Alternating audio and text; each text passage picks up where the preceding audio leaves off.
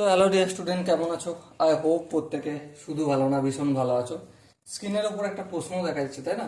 প্রশ্নটা কি সেটা আমরা মন দিয়ে পড়বো, বুঝবো, তারপর অঙ্কটা করার চেষ্টা করবো। ওকে, কি বলেছে দেখো, এক্স ও ওয়াই কেন্দ্র বিশিষ্ট দুটি বৃত্ত পরস্পরকে এ ও বি বিন্দুতে ছেদ করেছে।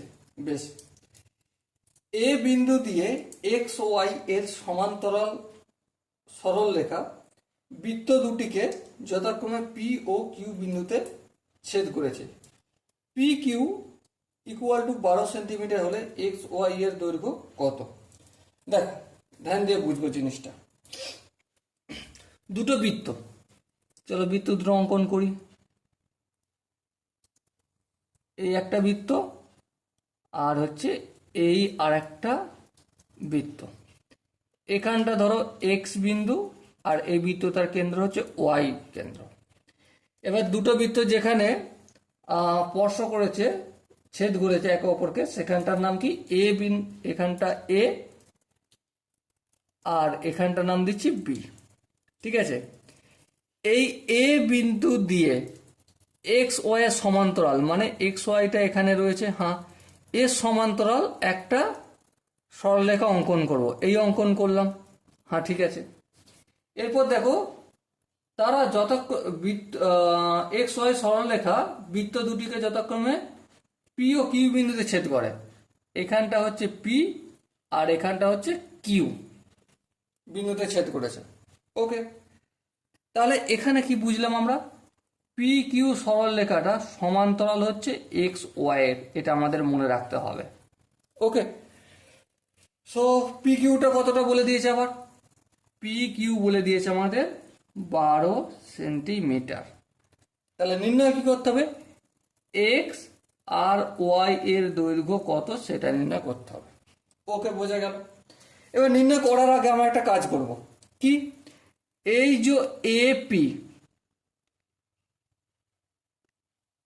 এপি এই বাহুটার উপর একটা লম্ব অঙ্কন করব, এক্স এম বা এম এক্স লম্ব অঙ্কন করলাম। ওকে, আবার এই যে এ কিউ, এ কিউ এই বাহুটার উপর লম্ব অঙ্কন করব, যেটা নাম দেবো আমি এন ওয়াই। কি নাম দেবো? N Y. বোঝা কি গেল? আই হোপ বোঝা গেল। এবারে লম্ব অঙ্কন করছি মানেটা কি? লম্ব অঙ্কন করছি মানে এই যে পি আর এ, এটা হচ্ছে এক্স কেন্দ্রীয় বৃত্তের এক প্রকার জ্যা ছিল, হ্যাঁ। তার মানে এই লম্বটা এই জ্যাটাকে সমান দুটো ভাগে ভাগ করছে, হ্যাঁ। P P M, P M equal to M A, হ্যাঁ ঠিক, নো প্রবলেম। এখানটা বোঝা গেল সমান দুটো ভাগে ভাগ করলো। আবার ঠিক এখানটাও একই, এ কিউকে, এ কিউ এর উপর লম্ব কি? এ কিউ এর উপর লম্ব এন ওয়াই। তার মানে এই জ্যাটাকে সমান দুটো ভাগে ভাগ করছে, হ্যাঁ। তাহলে A N equal to N Q, হ্যাঁ ঠিক, নো প্রবলেম, অসুবিধা নেই। তাহলে যদি তাই হয়, দেখো আমরা পি কিউ সমান কি জানি? Sorry, P A, P A সমান কি জানি? M, P M plus M A, হ্যাঁ বাবা তাই। দেখো দেখো দেখো, পি এ, এই পি এ সমান কি? এই এটা এখানটা প্লাস এখানটা, এখানটার নাম কি? এম এ বা পি এম প্লাস এম এ। ওকে, আবার একইভাবে এ ওয়াই সমান, এ কিউ সমান কি জানি? এ কিউ এখানটা প্লাস এখানটা, এখানটার নাম কি? A N, A N plus N Y, N Y. Okay, no problem. আচ্ছা, এবারে দেখো এ কিউ সমান কি? দেখো এ এন আর এন কিউ দুটোই তো এক, হ্যাঁ। তাহলে এখানে আমি দুটোকে না লিখে তাহলে 2 ইন্টু এ এন লিখতে পারি, হ্যাঁ লিখতে পারি, কোনো প্রবলেম নেই। আবার ঠিক এখানেও একইভাবে পি এ ইকুয়াল টু কি লিখবো? এখানে পিএম, পিএম যতটা আর এম এ ততটা, হ্যাঁ। তার মানে আমি 2 ইন্টু এম এ লিখতে পারি, হ্যাঁ লিখতে পারি, নো প্রবলেম। আশা করি এখানটা প্রত্যেকের বোঝা গেছে। এবার ধ্যান দিয়ে লক্ষ্য করো, কি লক্ষ্য করবে, পি কিউ সমান কি, দেখো পি কিউ সমান এই পুরোটা সমান P A plus A Q, P A plus A Q. হ্যাঁ ঠিক, এখানটা কোনো বুঝতে অসুবিধা নেই। যদি অসুবিধা না থাকে তাহলে পি এর জায়গায় আমি 2 ইন্টু এম এ লিখতে পারি। হ্যাঁ, 2 into M A plus A Q এর জায়গায় 2 ইন্টু এ এন লিখতে পারি। হ্যাঁ ঠিক। আবার এখানে পি কিউ সমান কত, 12 সেন্টিমিটার, এই 12 সেন্টিমিটার লিখলাম। আবার দেখো এই দু জায়গা থেকে 2 কমন নেব। হ্যাঁ, তাহলে 2 into M A plus A N, এদিকটা 12, এই দুইটা এদিকে আসলে কি হচ্ছে, ভাগ হয়ে গেলে কত হবে, 6, M A plus A N, এদিকটা কিছু করলাম না, রেখে দিলাম। এবার ধ্যান দিয়ে লক্ষ্য করো, কি লক্ষ্য করবে, প্রথমেই কি বলেছিলাম, পি কিউ সমান্তরাল এক্স ওয়াই।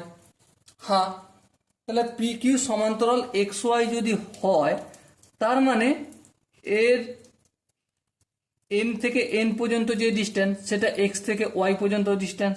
হ্যাঁ ঠিক, তার মানে আমি এই যে M A plus A N এখানটা দেখাচ্ছি না, এম এ, এই দেখো লক্ষ্য করে এখানটা প্লাস এখানটা, M A R A N যোগ করলে কি হয়ে যায়, এম এন হয়ে যায়, ইকুয়াল টু 6।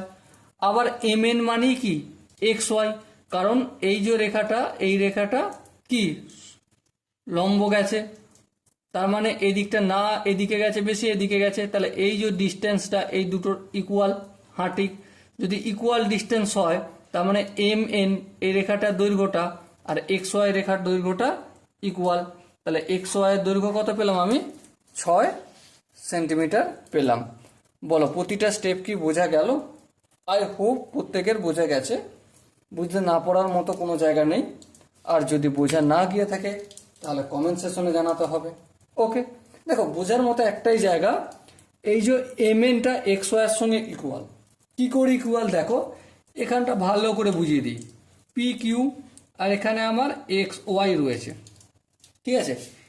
এই যে এখানে আমি এম অঙ্কন করলাম আর এখানে যে এই এন ওয়াই অঙ্কন করলাম, এই দুটো বাহু পরস্পরের সমান্তরাল। হ্যাঁ, আবার এই দুটো বাহু সমান্তরাল, পি কিউ সমান্তরাল এক্স ওয়াই দেখিয়েছিলাম। হ্যাঁ ঠিক, যখন এই যে পি কিউটা এক্স ওয়াই এর সঙ্গে সমান্তরাল হচ্ছে, তার মানে কি এই যে এখান থেকে এখান পর্যন্ত ডিস্টেন্স, এই ডিস্টেন্সটা তো ইকুয়ালি থাকবে। হ্যাঁ ঠিক, ইকুয়ালি থাকবে।